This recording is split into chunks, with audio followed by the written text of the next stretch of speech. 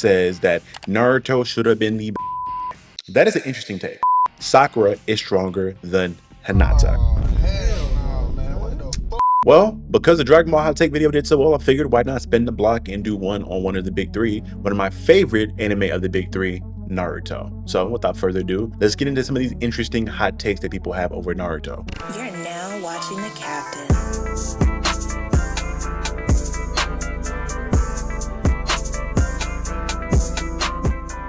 So we're going to go ahead and get it started off with the hot take that is on the thumbnail. My guy Christopher Pace says that Naruto should have been the bad guy. That is an interesting take. I feel like it'd be fun to see Naruto as a villain. I feel like he had enough of a reasoning in the beginning of the series to be a villain when you're looking at the fact that dude is a orphan with no friends, no family. He's hated by 99% of the people in the village and treated like trash. He has no friends outside of his sensei. And well, apparently later on in the series, we find out that he was buddy-buddy with guys like Choji, Shikamaru, Kiba, and the rest of those guys. But, you know, for the most part, in the original first season of the show, he doesn't have any friends. So it'd be dope to see him as a villain. Now, are you gonna make him kind of like an anti-hero villain like you did with kind of like Sasuke for the most part for a good bit? Or do you make him a full-out villain like Pain where he wants to destroy the village? I think either be cool to see, but I think it'd be cool to see Naruto as a villain. I wouldn't mind seeing, if we had to have a filler episode again, seeing a filler episode with that. I think that's how you do a filler episode right. Maybe you do a what if episode that is a lot of fun. I think they did something similar to that in Shippuden where they showed Sasuke as being a member of the Uchiha police force or something like that, but I'd be down for that. Maybe make him a member of the Akatsuki. That'd be cool for me to see. My guy Nick Cybercat Perry says Sakura is stronger than Hinata. This is a tough one because I'm fans of both these characters. These characters get a lot of disrespect. I think Hinata's has a lot more to do with the fact that Neji got, turned into a donut, but we move on. Hinata, I do want to take a second here and give a little bit of credit to her as well as Sakura. In a fight, they will be very, very capable. I don't think it's a wash. Hinata is still very much so one of the best taijutsu utilizers within all of the Hidden Leaf. She is also having the ability to master the Byakugan to levels that not too many people ever have, as well as the fact she has a broken jutsu that she developed in the Twin Lion Fists that are able to do some crazy shit that, keep in mind, were really intimidating to Pain to the point to where he realized, oh, I can't get touched by this jutsu. I need to pin her both of her hands down, because if she touches me with this shit, I'm cooked. So I think people need to put a little bit more respect on Hinata's name. But moving into Sakura, people should already know what it is with her. She is just too broken in this fight, which is the main reason why Hinata doesn't win this. I think it's a closer fight than people like to think, but I think Sakura still wins this fight pretty handily just due to the fact she's a lot of broken stuff to her disposal. Not even looking at the summoning that she has in the giant squid that's able to be strong enough when it comes to acid where it can melt like a partial Susanoo ribcage. The ridiculous healing jutsu that she has in the 100 healing marks where she's able to literally, if you read the light novels, regenerate entire limbs after they've been cut off. She's able to have reflexes that are on par to fight hundreds of puppets. And I think this is something that's misconstrued with regards to the Sakura fight when she's fighting Sasori and she has Lady Chiyo with the strings attached to her. So Lady Chiyo is not manipulating Sakura like a puppet. Lady Chiyo is giving Sakura a little bit of a heads up on where certain attacks are coming from. So it's pretty much like doubling her reaction speed. I think people have that confused. She's not getting moved around. She's getting hints on where certain attacks are coming from so she can react quickly because it's her versus literally a fucking 100 other puppets. But Sakura is legit top tier. Probably, in my opinion, at one point of the show, probably was the strongest shinobi in the village. Like when you're looking at after Naruto and Sasuke got, nerfed a little bit after the end of the war arc, Sakura was probably the strongest shinobi in the Hidden Leaf for a little bit there. But, that's a whole different thing. My guy Jalen Jordan says that Sasuke is not a well-written character. Now, I partially agree with this. I feel like most of the gripes that people have with Sasuke in regards to his writing don't involve OG Naruto. I feel like when people talk about them not enjoying his writing, it has a lot to do with Naruto Shippuden and the flip-flopping of his motivations. Because for the most part, in the start of Naruto Shippuden, he carries on a lot of the same motivations that he had in OG Naruto in regards to seeking power and strength in order to destroy and murder Itachi and get revenge for his clan being murdered. But then going from that, and I think I understand this part is pretty okay, I guess to get that he goes from wanting to destroy his brother to finding out the truth of why his brother did this stuff to then wanting to destroy the village that put him in that predicament. I still think he should probably still harbor a little bit of anger towards his brother if you're writing that in a more realistic sense. I think when somebody does a horrible thing to you, even finding out they have a good reason for doing it, you're probably still going to hate them to some extent. So him flip-flopping 100% to not hating his brother was kind of to me. Again, I can understand that to an extent. I'll give that a pass. And I can also understand him wanting to go from just murdering his brother to his next motivation being to destroy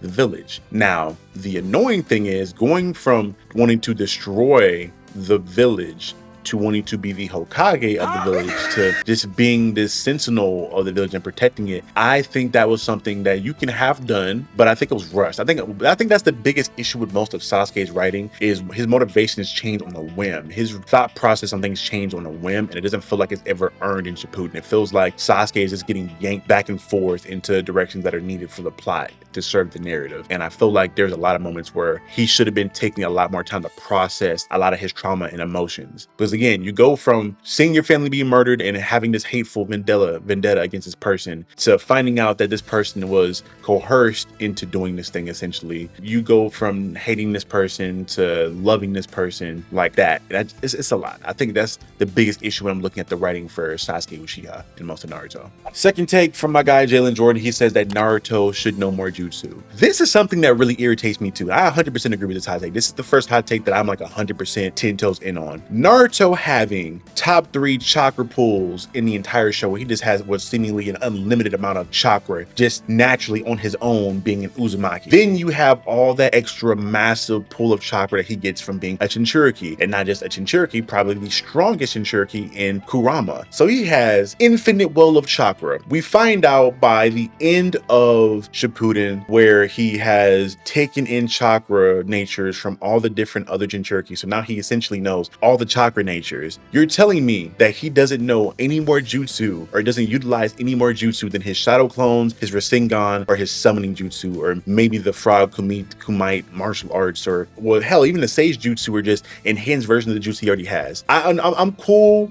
with using the minimal to maximize your fighting capability, but damn, when I'm looking at a show that is all about knowing and having the upper hand on other people, especially when you're looking at OG Naruto, where a lot of the upper hand that a lot of other shinobi had on other people were the amount of jutsu they mastered, especially when you're looking at a Hokage, where the Hokage, and being the Hokage, a big part of that from what they remember them mentioning initially was the fact that he knew so many jutsu. I just think it's just so wild for a person to be this strong and have the ability to have this many chakra natures to not have that many jutsu, which is why I put a lot of respect on somebody like the third. Sarutobi was horrible in a lot of different aspects in regards to how he helped Naruto out, but people gonna put respect on his name because he was the god of shinobi. He was a scholar. He did know damn near every jutsu, if not every jutsu that was ever created in the Hidden Leaf village itself. He had every chakra release similar to Naruto, and he also had a substantial chakra pool. And we saw how dope his battles were. And I think that's the saddest thing about the fact that Naruto doesn't have, or doesn't at least utilize more jutsu, is that it makes the fights in the show less dynamic to me. And one of the better fights was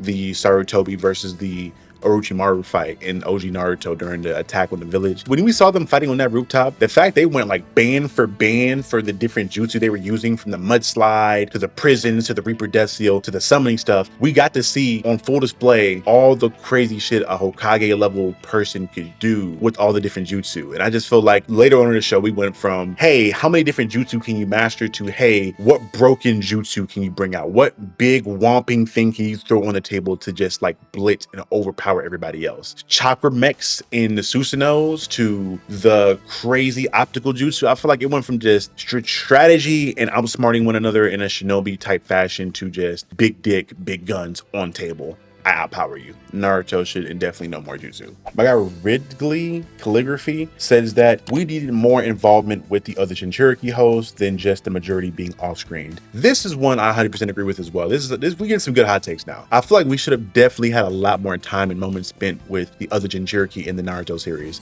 Seeing just how important and how disruptive Naruto and Gaara's lives were when they were Jinchuriki within their own villages, we should have seen more. I know we got to see bits and pieces, and we were told secondhand through how different the lives were of the Genturiki in different villages. I feel like we should have spent more time with them, especially when you're looking at one being the Mizukage. I can't remember his name off the top of my head, but the fact you have one of the Mizukage as a Genturiki, the fact you had people like Genturiki of Fu, or you have, I can't remember this guy's name, the bubble guy that had Psyche inside of him. We saw these different people in different villages, and different villages look at their Genturiki in different ways, especially when you're looking at someone like Killer Bee in the Cloud Village. It's interesting to see their different interactions and different relationships, and I really would have loved to see a whole arc of pretty much a Genturiki retrieval arc, damn near. Like, kind of similar to what we got with Sasuke, but I would rather have seen Naruto and company try to track down the different Genturiki, or at least go around to each one and see if they can give them some sort of protection from the Akatsuki, because it just feels so unrealistic for people to understand that the Akatsuki are gathering up Genturiki and they went to try to grab Naruto, and the Leaf or other villages not to go about trying to protect the other Genturiki or go and see them, maybe to give them some kind of heads up. I don't know. I feel like it was kind of unrealistic, and I would love to see more of them. And what really did it for me and wanting to see more of the Genturiki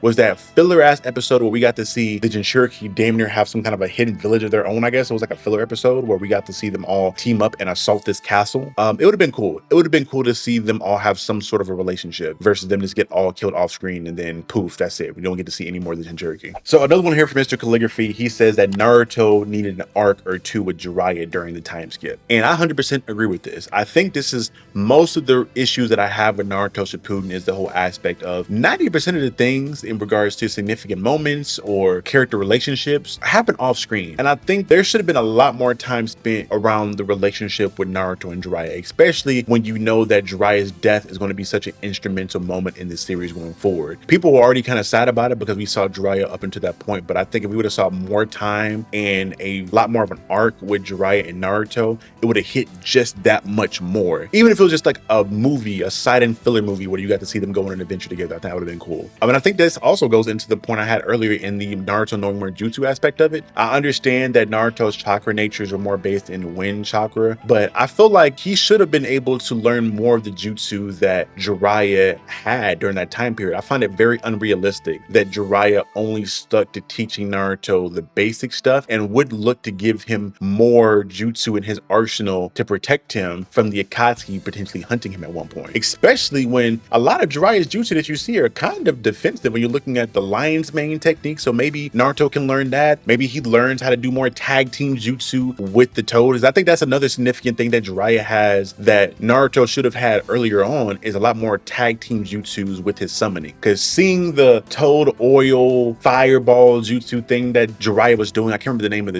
the fire style jutsu that he was doing, but Jiraiya was just doing some cool shit. There was just so many different fights in OG Naruto that showcased the different dynamics that all these different jutsu had with one another, especially with summonings. There's just such a missed opportunity for Naruto not to know more of these, to be able to combine jutsu, to do things with his summonings. I don't know. Before I get into the final hot take we have here in the series, and I think this is a very hot one that's probably a little crazy, I want to give one of my hot takes about Naruto. I adore Naruto. I think Naruto is probably one of my more favorite anime I watched growing up. And again, one of my first anime I ever saw growing up. There's a lot of dope stuff that to this day I will go back and rewatch, and I will always introduce this to people who want to get into anime that aren't sure about what to watch. I think OG Naruto at bare minimum is a good starting point for a lot of people. But I will never forgive Naruto Shippuden for the bullshit that they pulled in regards to Kaguya Osuki.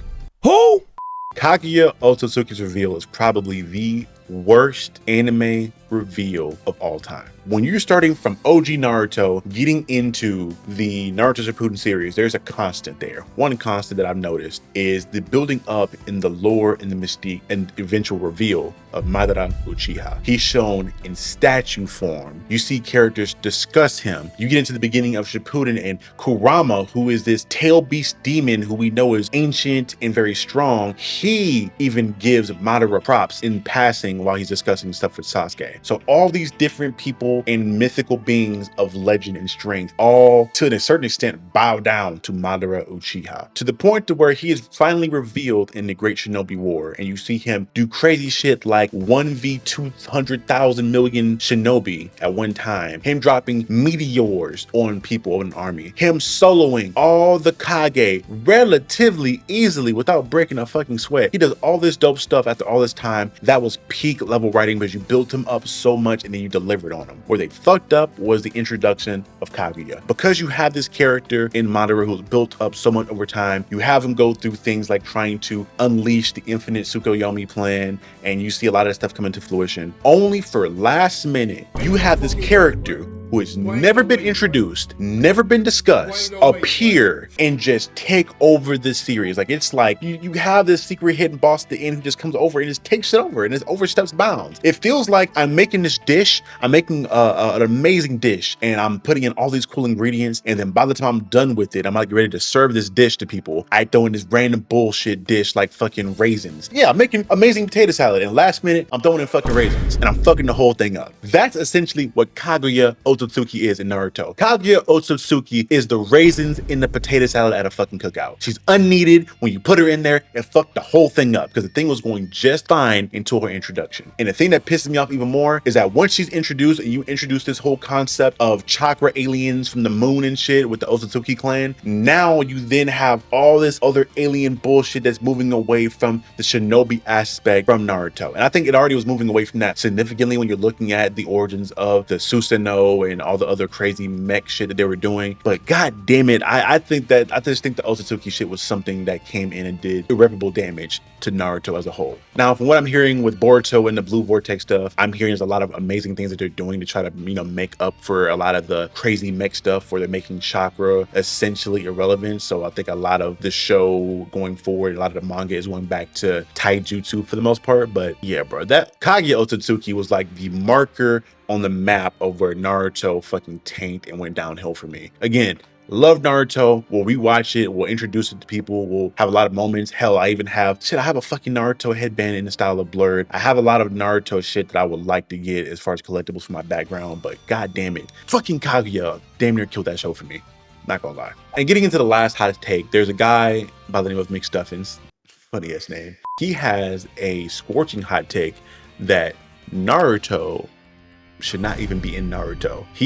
And I had to look at the comment section to see the replies for it. He essentially believes that for him, Naruto would be better off if the main character, Naruto, wasn't in the series because he's very annoying to him. He said he damn near didn't watch the series because Naruto was so annoying. All the Tatabayo, believe it, all that shit, he was kind of over. I can understand why. I think you're probably not, but I think you're missing a lot of the point in regards to Naruto's growth and the arc that he went on, because obviously he starts off as the hyperactive knuckle-headed ninja who's annoying as fuck to not just a lot of the audience, but hell, to a lot of the characters in the show. He's annoying, and then he grows into a different character. But that being said, I do want to take this chance to take this hot take and propose a question for the people watching. Y'all let me know in the comment section below. Let's say in a hypothetical situation here, you remove Naruto Uzumaki as the main character of the series. You just destroy him, maybe you make him a side character, I don't know, you get him the fuck out of here. And you insert Konohamaru as the main character of Naruto. How much better do you think the series could be? Maybe you take this chance to do one of the things that we talked about earlier in a previous hot take, to where you make Naruto Uzumaki the main antagonist of the series where he has his Genturiki, and you make Konohamaru the protagonist. How much different and how much better could this series be? Especially when you have a main character in Konohamaru who is very talented of a shinobi. Obviously, his grandfather being the god of shinobi, you could have arcs to where he's training underneath Sarutobi and he's learning all the different infinite amounts of jutsu that he has, and that's probably a big thing for Konohamaru, to where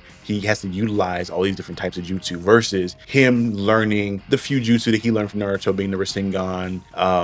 But I personally think that could be a better series. I'm not gonna lie. I think Konohamaru as the main character of Naruto has potential to be better than Naruto Uzumaki as the main character of Naruto. But y'all let me know below. Am I crazy for thinking that? Is there another character or a side character that you think would be a great replacement for Naruto Uzumaki as the main character? Obviously, a lot of rewriting would have to be done. In my hypothetical world, you remove Naruto as the main character, you make him the main villain, and you slide somebody else in. But I do think Konohamaru would be the best person for that. You still have the kid growing up aspect and growing into the Hokage one day. You still have a lot of jutsu being able to be learned, because we know that Konohamaru turns into a very capable shinobi. But maybe in this hypothetical version, we don't have Orochimaru attack the village and we have Sarutobi training them. So you guys let me know in the comment section below how you guys feel about that. I know I rambled a lot in this video. I'm trying to get better at being more concise with a lot of these points, but y'all let me know in the comment section below. Did you have any Naruto hot takes that you want to get off here? Any hate for a character you want to get off here? Y'all let me know. If you enjoy the hot take stuff, thank you to everyone who submitted your hot takes to be discussed. Let me know if you have any more hot takes or any other anime or hot takes you want me to cover. If I've seen it and I have opinionated thoughts on it, I'll discuss it. But, you know, decided to go after 2 anime that are very influential in my life of an anime fan, being Dragon Ball Z, which I covered already, so you guys can find